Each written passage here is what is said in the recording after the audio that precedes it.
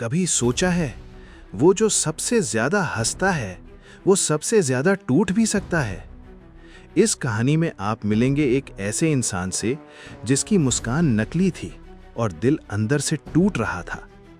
अगर आपने कभी किसी की मुस्कान पर भरोसा कर लिया तो ये कहानी आपके लिए है। नाम है समीर, 29 साल, mid level city office professional. बाहर से सब कुछ ठीक था, अच्छी नौकरी, स्मार्ट कपड़े, दोस्तों के साथ हंसी मजाक। पर रात होते ही वो ही छुट्टी घर आता, दरवाजा बंद करता और चुपके से रो पड़ता। उसने दूसरों को दिखा रखा था एक चमकती मुस्कान, पर असलियत अंदर से टूटन।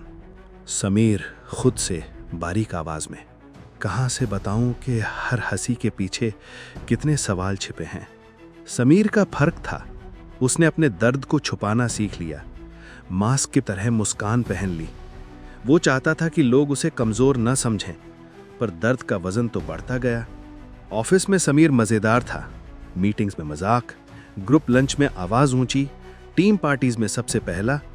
लोग कहते, यार समीर तो हमेशा खुश रहता है। पर जैसे ही ऑफिस लाइट ऑफ होती, समीर की आंखों में थकान और खालीपन लौट आता। ऑफिस वार्तालाप, सहकर्मी मुस्कुराते हुए, समीर अगली पार्टी तेरी होनी चाहिए। समीर मुस्कुराहट के साथ, बिल्कुल मैं प्लान करूंगा। अंदर से खाली। डिजिटल दुनिया ने उसे और तंग किया।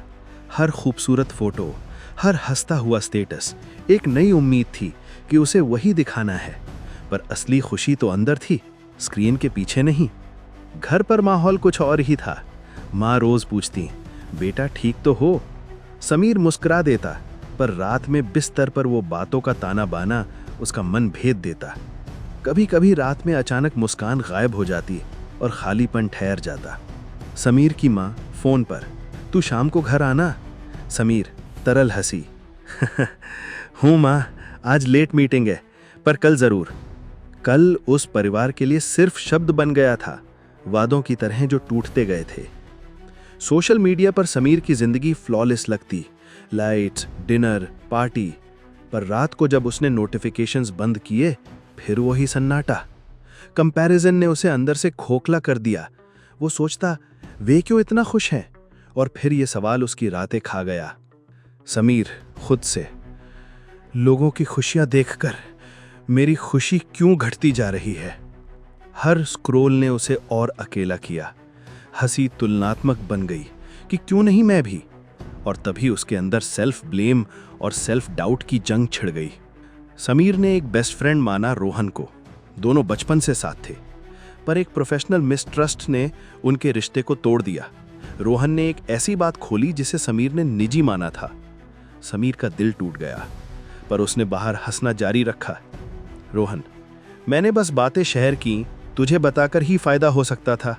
समीर किसी तरह से, तुम्हें क्या लगता है मुझे कोई देखता नहीं है? मैं भी इंसान हूं। विश्वास टूटने पर समीर ने वापस खुद पर दरार देखी और मुस्कान एक और झूठ बन गई। और फिर एक शाम समीर थककर गिर पड़ा। उसने बैठक कैंसिल कर दी, रिश्तेदारों के संदेश इग्नोर कर दिए और बिस्तर पर चुपचाप गिरकर रो पड़ा। ये पहला सच्चा ब्रेकडाउन था, जहां मास्क हट गया और असल चेहरा दिखा। मैं अब और नहीं कर सकता, क्यों मैं इतना कमजोर महसूस करता हूं? यही वो पल था जब उसने जाना कि मुस्कान से दर्द नहीं मिटता। अगले दिन उसकी एक सहकर्मी नेहा ने देखा कि समीर काम पर नहीं आया। उसने मैसेज किया, एवरीथिंग ओके? समीर ने इनिशियल में जवाब नहीं दिया, पर नेहा के बार बार मैसेज और फाइनली एक कॉल ने उसे बाहर निकाला। नेहा ने बस कहा, मैं बस सुन सकती हूं। यही छोटी सी बात समीर के भीतर रत्ती भर उम्मीद जगा गई। नेहा, मैं बस तेरे लिए हूं, बात कर। समीर आहिस्ता, थोड़ा बताता हूं, बस सुन लेना।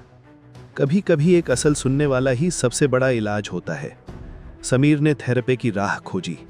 पहली बार उसने अपनी असली भावनाएं बाहर निकाली, बिना मास्क के, बिना शर्म के। बोलते बोलते उसने जाना कि वल्नरेबिलिटी कमजोरी नहीं है, ये ताकत है। थेरेपिस्ट, आपकी मुस्कान ने आपको बचाया नहीं, पर रुकने, महसूस करने और बोलने से आप उन्हें बदल सकते हैं।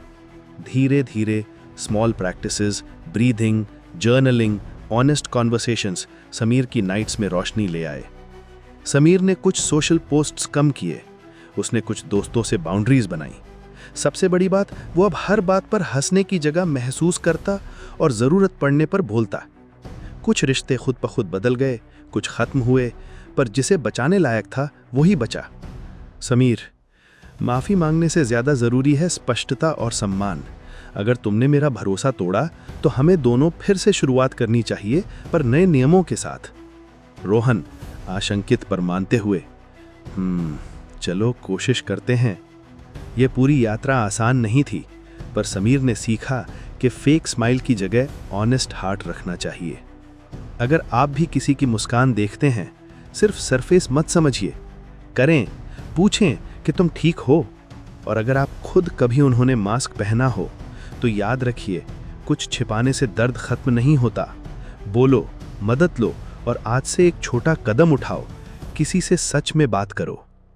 अगर ये कहानी आपके दिल को छू गई तो कमेंट में लिखो, मैं सुनूंगा या मैं बात करूंगा, और किसी एक दोस्त को टैग करो जिसे आप सच में पूछना चाहते हो, तुम ठीक तो हो।